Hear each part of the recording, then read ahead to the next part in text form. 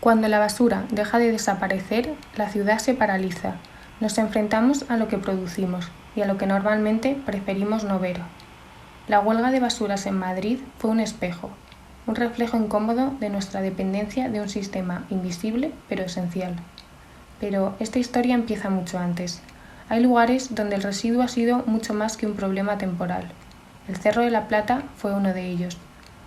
Durante décadas se convirtió en escombrera y vertedero de residuos industriales y carbonilla proveniente del ferrocarril.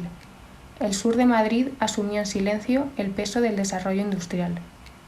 Hoy el Cerro de la Plata es apenas un recuerdo. Sobre sus restos creció un parque, árboles, caminos, un nuevo paisaje para la ciudad, pero bajo la calma de esta vegetación que ahora pisamos, siguen enterradas las capas de su pasado, capas que no han sido transformadas, solo cubiertas. ¿Puede este lugar asumir un nuevo rol? ¿Puede aprender de lo que fue para convertirse en algo que enseñe, regenere y produzca vida? En pleno parque de Enrique Tierno Galván sobrevive una herencia activa de lo que fue un vertedero, el Punto Limpio de Arganzuela, un lugar de oportunidad, porque si la ciudad necesita espacios para repensar sus residuos, este punto limpio, a medio camino entre lo urbano y lo natural, es el lugar donde hacerlo. Desde aquí empieza un recorrido cíclico. El residuo nace en la ciudad, se recoge, se transporta, se trata y se transforma. Desde su origen junto al punto limpio surge la alquimia del compost. Así como los alquimistas aspiraban a transformar el plomo en oro, este proyecto transforma los residuos orgánicos en compost. Un centro donde se produce compost, sí, pero también conciencia. Una arquitectura que fusiona sostenibilidad y educación. Se aprovecha el desnivel entre la trama urbana y el parque, tejiendo una conexión fluida entre ambos. Se articula en 3 niveles, respondiendo a la topografía del lugar. Una base semienterrada, dedicada al compostaje. Un nivel intermedio, que permite asomarse al proceso. Y más arriba, espacios de aprendizaje y encuentro. Todo culmina en una cubierta vegetal que se disuelve en el paisaje. La planta baja está destinada exclusivamente al uso del personal y responde a una organización longitudinal, coherente con el proceso secuencial del compostaje. En primer lugar, se sitúa la nave. Su ubicación responde a criterios clave de logística, como el acceso directo para los camiones y un flujo ordenado del residuo orgánico durante el proceso. Un pasillo central de circulación actúa como eje vertebrador, facilitando el acceso transversal a las distintas zonas. Una tercera banda alberga los espacios servidores, esenciales para el funcionamiento diario, salas técnicas, almacenes, núcleos de comunicación, vestuarios. En esta misma banda se integran también una serie de patios. Desde el parque, el visitante accede a una pasarela elevada que permite asomarse al proceso de compostaje. Un aula mirador marca el inicio del recorrido y activa la experiencia educativa. A partir de aquí, el visitante observa desde arriba la transformación del residuo, entendiendo el proceso de compostaje de principio a fin.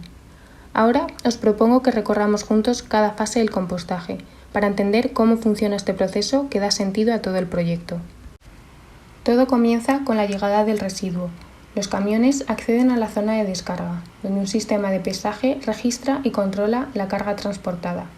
Desde aquí, los residuos se trasladan a un contenedor temporal y cerca se encuentra el depósito de lixiviados, que recoge los líquidos generados.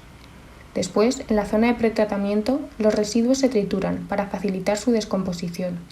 Los restos ya desmenuzados circulan por cintas transportadoras, avanzando hacia la siguiente fase. Llegamos a la criba giratoria, donde comienza la separación entre lo compostable y lo que no lo es, y se extraen los materiales metálicos con el separador magnético. Empieza ahora la fermentación del compost. La mezcla se deposita en eras de volteo, donde se airea y reposa de forma controlada. Más adelante, el compost pasa por el tambor rotatorio, que acelera el proceso de descomposición. Entramos en la zona de refinado. Una nueva criba giratoria filtra el material, que sigue hasta la mesa enzimétrica, encargada de eliminar las últimas impurezas. Por último, el compost llega a la zona de maduración, donde permanece en nuevas eras de volteo y se airea periódicamente para afianzar su estabilidad. De la misma forma que llegó el residuo orgánico, el compost ya maduro es pesado y recogido por un camión para su distribución. Parte de este compost se utilizará directamente en el parque, cerrando así un ciclo completo y local. En la planta superior, al igual que en los niveles inferiores, todo se organiza a partir del eje de circulación interior. A ambos lados de este eje aparecen distintos espacios de aprendizaje, salas de conferencias, aulas colaborativas, talleres dedicados a la preparación del compost. En esta planta, las visuales adquieren un papel fundamental. Desde las aulas se abren distintas miradas, hacia el paisaje natural del parque, que se enmarca desde el interior, y hacia lo artificial, observando desde arriba el funcionamiento de la nave de compostaje. De este modo, el aprendizaje se construye no solo desde la teoría, sino también a través de la observación directa del proceso. La presencia de patios que atraviesan distintos puntos del volumen permiten la entrada de luz natural y fomentan la ventilación cruzada, mejorando así las condiciones ambientales en las zonas de producción. Además, estas aperturas generan conexiones visuales entre niveles y refuerzan la permeabilidad del conjunto. El visitante no necesita entrar para intuir lo que ocurre dentro, basta con asomarse desde el parque, quizás por simple curiosidad, y preguntarse qué es ese lugar. Ese gesto ya siembra una semilla de interés, activando el aprendizaje desde la mirada y desde la duda. El tratamiento de las fachadas responde directamente al comportamiento del sol sobre el edificio. Los propios retranqueos y quiebros del volumen generan zonas de sombra que suavizan la incidencia solar, contribuyendo también a la protección térmica del interior. En las zonas más expuestas, la piel acristalada se protege mediante pérgolas, que filtran la luz directa y generan sombra a lo largo del día.